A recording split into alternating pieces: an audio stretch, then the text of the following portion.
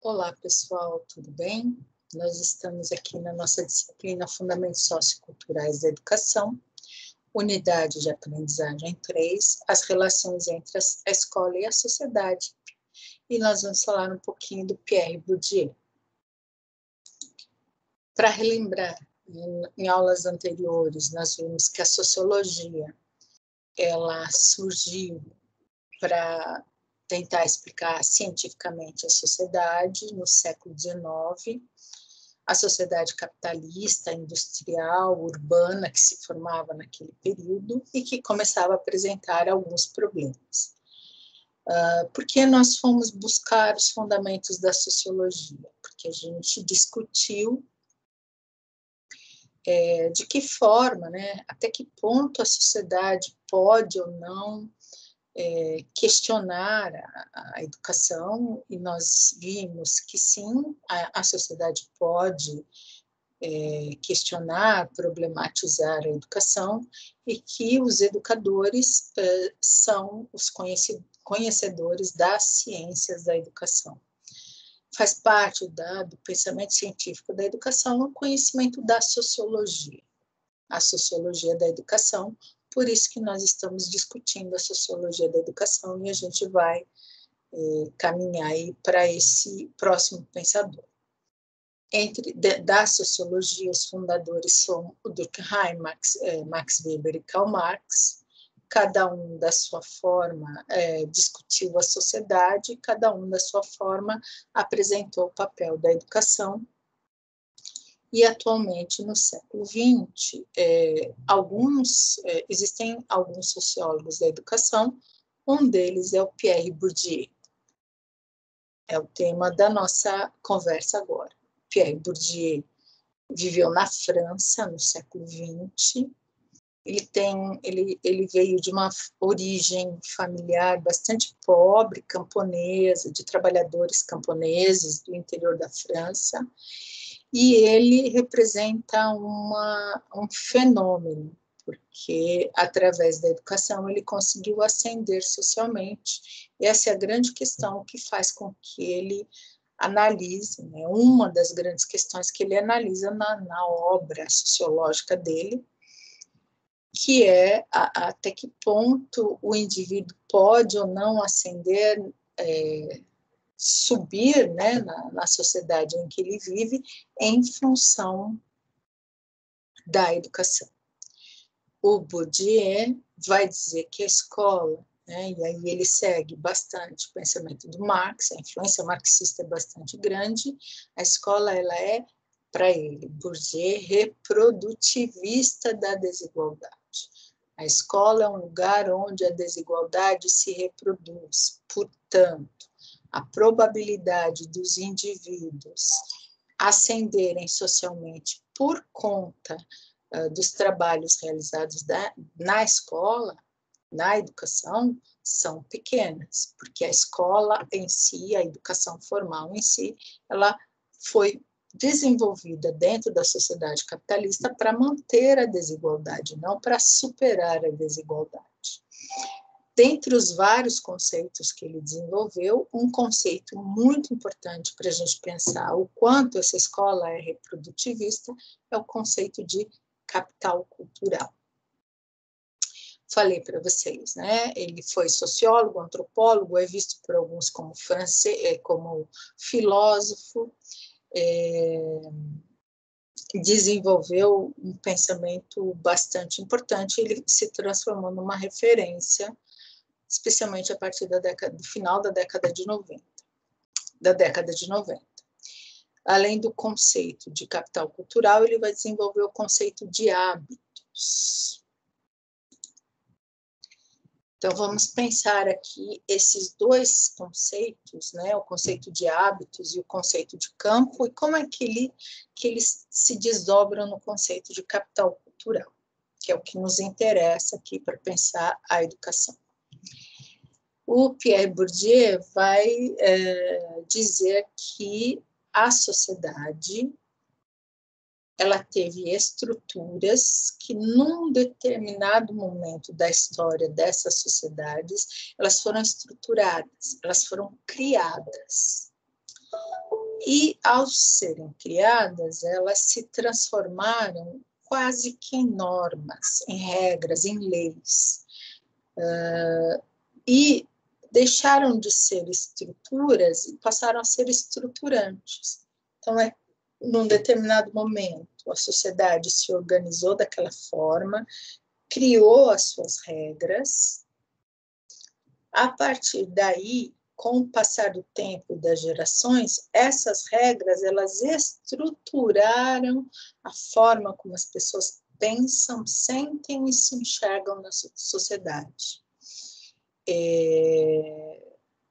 Quase como se fosse uma segunda natureza do ser humano, de tão arraigadas, de tão presentes no nosso cotidiano, que a gente talvez nem consiga enxergar que essas estruturas, elas não são naturais, mas elas foram criadas. E elas servem para que a gente enxergue o mundo através dessas estruturas. Então, exemplo disso, a divisão de trabalho entre homens e mulheres. Ela, num determinado momento da história humana, foi feita uma divisão de trabalho entre homens e mulheres, de tal forma que, para muitas pessoas, o fato da mulher cuidar da casa, cuidar dos filhos, e o homem ser o provedor, é natural. Por isso que ele chama de hábitos. É como se fosse, ele virou um hábito que parece que faz parte da natureza humana, que a gente esquece que não é da natureza humana. Não é natural isso. Não precisa ser desse jeito. Mas faz tanto tempo que as coisas são assim, e tantas pessoas seguem dessa forma, que virou um hábito, virou algo que está presente na nossa sociedade. E, além disso, né, dessas formas que estruturam a forma da gente ver o mundo e, às vezes, impedem da gente ver o mundo de uma forma diferente, o Pierre Bourdieu também vai dizer o quê? Que o indivíduo em sociedade, ele tem limites, né, entre aquilo que ele pode ser e aquilo que ele gostaria de ser, aquilo que ele gostaria de fazer e aquilo que efetivamente ele pode fazer. Então, existem os limites de atuação, que são os limites, os campos, as regras e as maneiras de agir. Vou dar um exemplo, né? No campo religioso. Então, no campo religioso, existem determinados, se o indivíduo foi criado dentro de uma estrutura religiosa, essa estrutura religiosa do campo da religião faz com que ele enxergue o mundo de uma determinada forma, diferente de outro indivíduo que não foi criado dentro dessa religião. E nem sempre a forma como ele gostaria de enxergar o mundo é possível, porque essas estruturas organizam o pensamento dele. Então, isso vale para o campo religioso, isso vale para o campo político, isso vale para o campo cultural, isso vale para o campo educacional, isso vale para o campo social.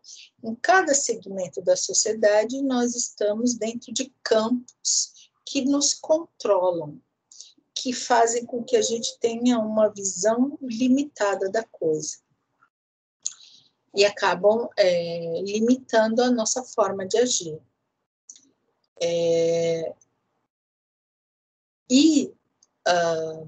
Dentro desses campos, algumas pessoas têm mais poder e outras pessoas têm menos poder.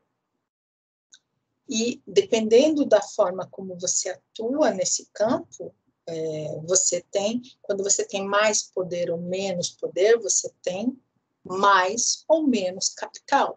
Então, imagina só, você vive numa sociedade, uma comunidade que segue a religião X. Nas relações sociais entre você e o líder religioso, quem tem mais poder nessas relações? Quem consegue fazer mais articulações? Quem tem mais conhecimento, por exemplo, da Bíblia? Você ou seu líder religioso?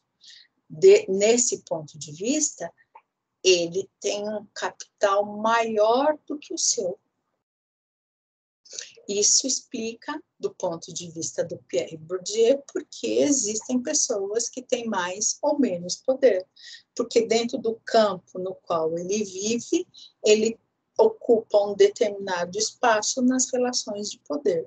Então, aqui a gente percebe bastante também a influência do Karl Marx, no sentido dessas relações de poder, da desigualdade, da reprodução, e do ponto de vista do Durkheim, no sentido em que a sociedade estrutura o indivíduo, a sociedade estrutura a forma como o indivíduo enxerga e se posiciona dentro dessa sociedade.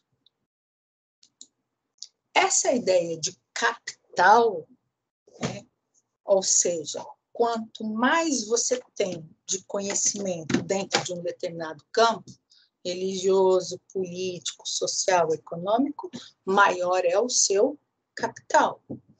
Quando a gente fala da educação, a gente está falando do campo cultural, ok?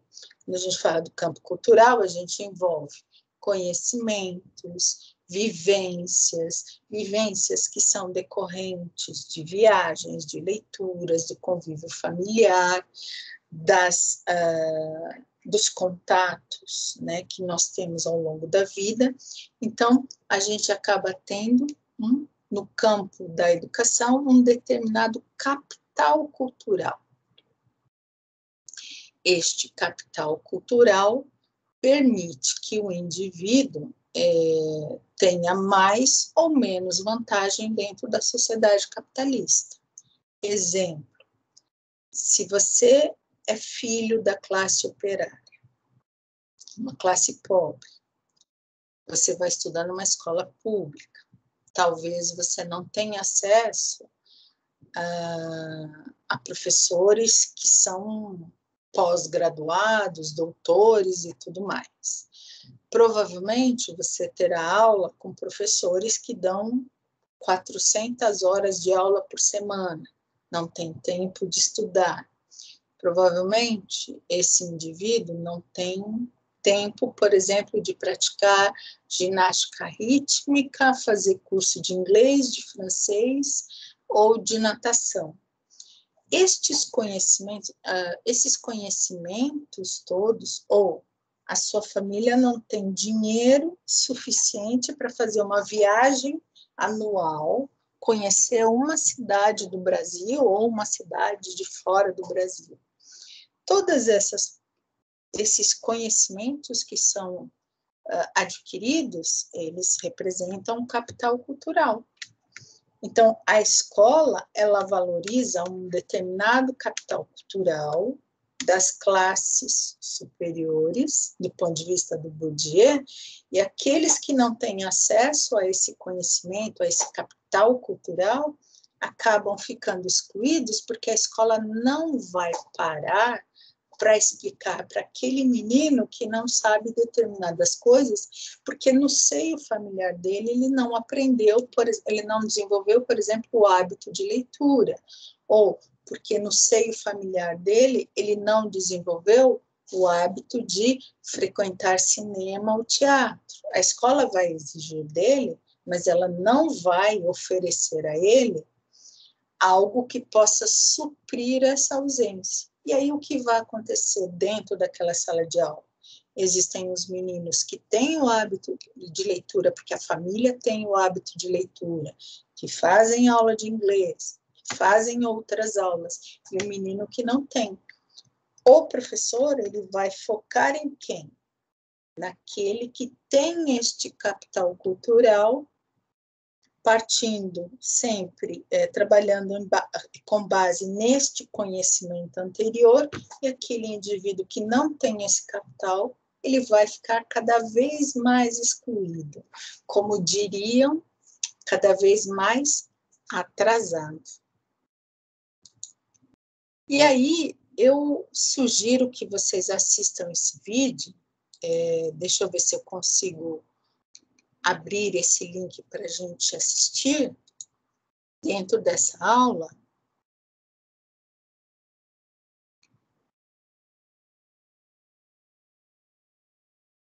Não, eu não vou conseguir. Então, fica este link para vocês assistirem essa aula em que eles vão discutir a concepção de capital cultural desenvolvida pelo Pierre Bourdieu.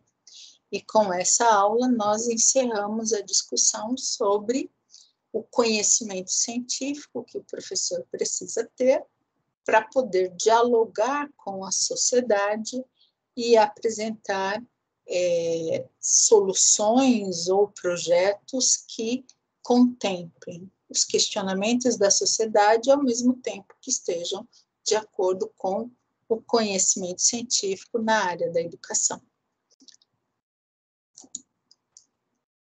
Eu espero que, com esse conjunto de aulas, de vídeos, você tenha tido a oportunidade de visualizar algumas dessas teorias, porque muitas dessas teorias, elas estão na base dos livros, dos artigos, dos textos que vocês terão até o final do curso, porque todos eles, muitos deles, não todos, mas muitos deles, voltam nessas discussões. Quando vocês estiverem discutindo, por exemplo, gestão escolar, tem pensadores que discutem na visão do Marx. A grande maioria dos pensadores discutem essa questão na visão do Marx.